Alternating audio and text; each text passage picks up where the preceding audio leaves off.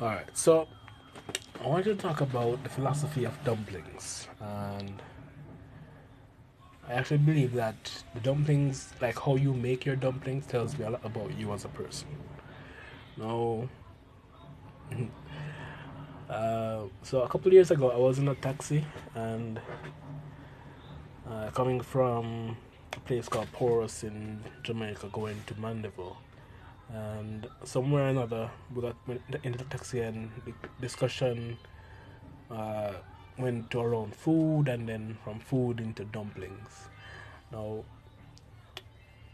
when it comes to the topic of dumplings, we're talking about like cooked dumplings, and one of the guys was saying like, I remember this part vividly. He was saying like how he prefers that when he gets his dumplings, he doesn't want them to be like touching, as in like no like food residue to be like on it or anything like that, and he doesn't. And basically, like even the pot soup on it, he doesn't want it. And I remember that because the whole car was just laughing. um, so to make a Jamaican dumpling, cooked dumpling, you need a couple of things. So you need your flour, you may need some cornmeal, you need the salt, you need a bowl, so and some water. And once you have that, you're gonna knead it up together, and then you're gonna put it in the pot, and it boils, and then you share it out after 10 to 15 or so minutes. Once it starts swimming, as Jamaicans like to say, then you can do your sharing. But in that little simple process there to get to that part of sharing, there's a lot that happens. So um, you have to make sure that the ingredients are in the right quantities, that when you knead the dough, that it is not, as Jamaicans like to call it, plaka plaka, that it is firm, and once you finally get it into the pot, that the way that you design the dumplings is um, in such a way that when it comes out of the pot, it's presentable to whoever is going to be eating it. So,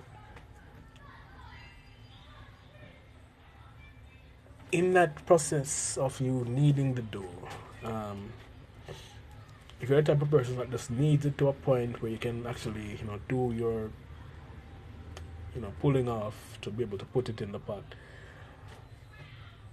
what I think is that you're actually an impatient person. If you just need it fast, get dry it up and just do whatever shape you're doing and put it in the pot, versus a person who will like take a couple minutes and make sure that you know the dough is right and firm, and then they'll take their time and get the shape that they want. um,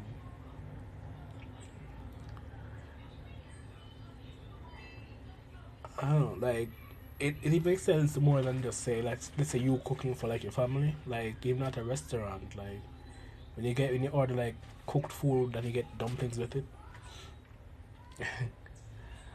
um, when I see the dumplings, I kind of giving me an insight into the type of person that's preparing them, because no two chefs will prepare their food the same way. They may use the same steps, but it's never quite the same.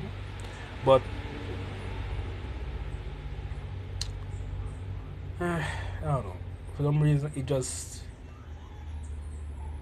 me the way how you prepare dumplings gives me a little insight into how you are as a person. Not necessarily that maybe this was just the one time that you weren't able to completely give your all to making them, but this may be the one time I'm eating at your restaurant, and if that's the case, they say that first impressions last. First impression of dumplings last too. Yeah, I guess I'm done talking about the philosophy of dumplings. I don't know if this was just a unnecessary video, but yeah, or if you agree with me or disagree with me. But long story short, the way how you prepare your dumplings gives me some insight into the type of person you are. If you're the type of person that spends a lot of time on everything that you do, try to make it, perfect, good experience for whoever's going to be, eating your food. Or if you're the type of person that just wants to get the cooking process over with, your dumplings will reflect that. And yeah, if you don't believe me, just when you see somebody making, when you eat dumplings again from anybody, just look at the way that the dumplings come out, and they'll tell you a lot about that person. All right. Done yapping about dumplings for now. Maybe there'll be a part two about fried dumplings.